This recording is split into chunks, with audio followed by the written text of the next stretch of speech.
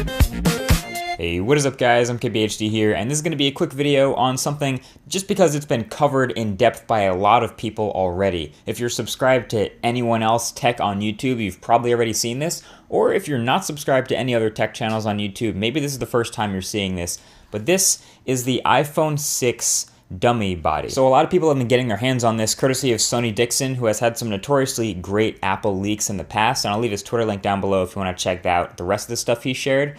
But this is supposed to be our first look at the body, shape, and size of the iPhone 6. But what it really is the dummy phone that a lot of the case manufacturers will use to create and start producing their iPhone 6 cases before the phone has actually been announced. So this is basically made up of all your rumors, all of your speculation, all of the things we know about the parts of the next iPhone to give a general idea of the shape and size that this next phone will be. So I'm gonna make this quick since it's been covered already, like I said, but there are three main characteristics that you're gonna wanna know about this before the next iPhone comes out because they're pretty much set in stone at this point, and that is the rounded edges, the much bigger display and slightly bigger bezels also, and the extreme thinness of this new phone. So for the rounded edges, this is just something about the design I've noticed since I've had it. It's a departure from all the iPhones we've had since the iPhone 4. The one right before it, the iPhone 3GS, was when it was last curved. And I'm not the first to say it, but this new dummy really reminds me of the HTC One M8 at a glance. And I've talked a lot about how the M8 feels in the hand thanks to its metal body and the roundness in the full review. So it's definitely not going to be quite as slippery as the M8, mostly because it's not quite as big. But that brings us to our next point, which is the size of this iPhone. Like I said, this is a big iPhone, the biggest phone Apple will ever make. This dummy sports a 4.7-inch display, and there are a whole ton more rumors that support this and a 1704 by 960 resolution. Here it is next to the iPhone 5S, which has a 4-inch display, and you can see not only is it taller, but it's a bit wider too. It's definitely a much bigger phone than Apple has ever made.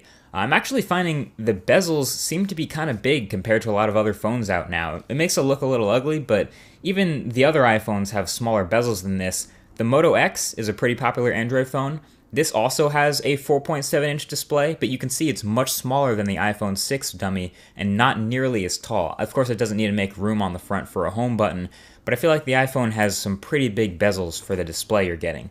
But of course, finally, where this phone is definitely not big is the thickness department. We've seen this before. The iPhone 6 is going to be a very thin phone. We're talking like 6 millimeters thin here in a metal unibody case, which is very impressive. And Apple's never really had problems with battery life on the iPhone. I mean, it's not the greatest, but seeing a new iPhone that's even thinner than the current iPhone kind of gets me questioning how big of a battery they can fit in here. But, you know, I guess if the iPhone's a lot taller, maybe they'll have enough space to fit the same size battery.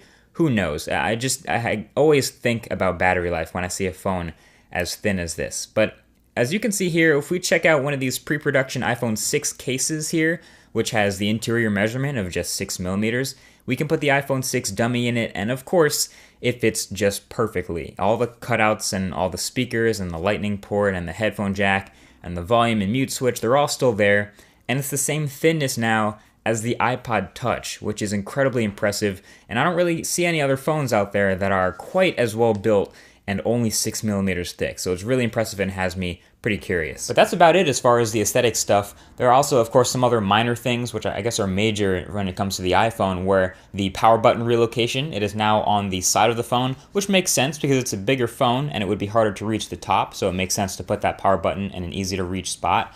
But other than that, nothing else really all that exciting about the new iPhone 6 dummy. Apple could, of course, surprise us and have some other crazy new features or hardware stuff, but this is about as good a look as we're going to get at the iPhone 6 right now. What I find most interesting is actually the way people react to it. So I'm gonna jump this right back at you guys. Would you buy a 4.7-inch display iPhone? Would you buy a big iPhone like this? I know the back markings might not be finalized, and this might not be the exact final look of the design, but it tends to look a lot better when it's an actual working phone and the thing is on.